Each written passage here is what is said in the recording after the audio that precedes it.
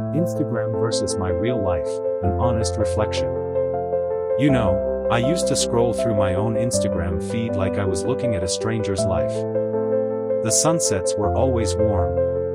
The smiles were always perfect. The captions were thoughtful, a little deep, a little poetic. And somehow, the likes kept growing, like applause from a crowd I'd never meet.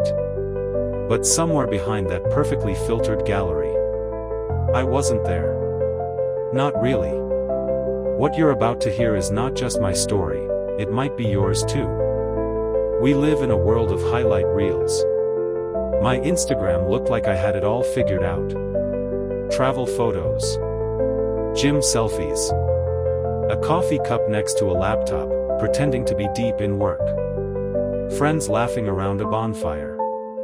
That one photo where I'm pretending to read a book I never finished. People messaged me. Man, you're living the life. You're so lucky. I wish I had your confidence. And I replied with little hearts and thanks, bro, while inside, I was crumbling.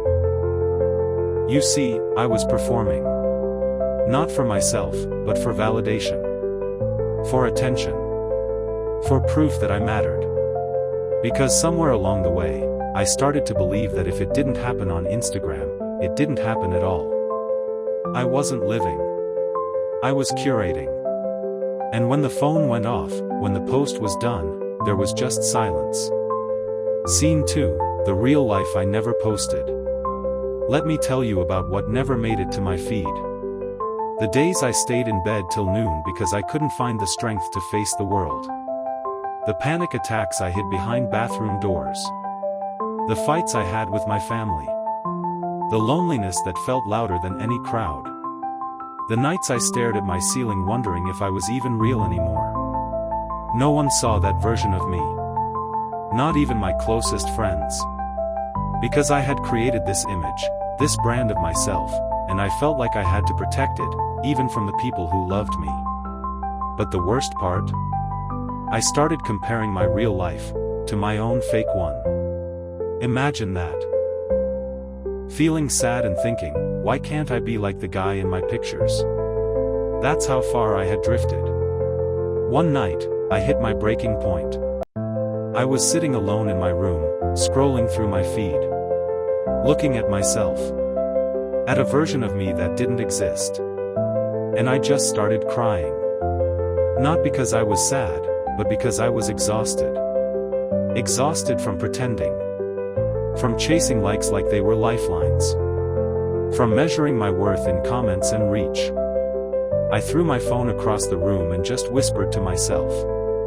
Who the hell am I? And you know what scared me the most? I didn't have an answer. The next day, I deleted Instagram from my phone. Not permanently. Just, for a while. Long enough to breathe. I started going on walks without posting stories. I had conversations without taking photos. I laughed without needing an audience. And slowly, I started noticing things. The way the sunlight hit my window in the morning. How coffee actually tasted when I wasn't trying to photograph it. How free I felt when I stopped wondering what everyone else was doing. I started journaling, just for me. I started being present. And most importantly, I started reconnecting with myself. It wasn't easy. There were days I felt invisible. But being invisible taught me that I was still enough. Without filters. Without hashtags. Without validation. Just me. Here's the thing about identity. It's not what you show the world. It's who you are when no one's watching. Instagram showed a guy who was confident, chill, aesthetic. But in real life, I was insecure, anxious, lost. And both were me. But only one of them deserved healing. I had to learn that my worth wasn't tied to my image. That I didn't need to be perfect to be loved. That it's okay to not always be okay. Because we're not brands. We're human. We bleed. We break. We feel. And that's what makes us real. The emotional disconnection wasn't just with others, it was with myself. I had numbed myself to real feelings. Liked, commented, posted, but I hadn't felt deeply in a long time. Until I started letting myself cry again. Until I opened up to a friend and told them, I'm struggling. Until I looked in the mirror and said, you don't have to impress anyone anymore. I started rebuilding emotional intimacy, one honest conversation at a time. And for the first time in years, I felt seen. Not by a crowd, but by myself. If you're listening to this and you feel like you're hiding behind a version of yourself online, you're not alone. If you feel like your real life is falling apart while your profile looks perfect, you're not broken. You're just human.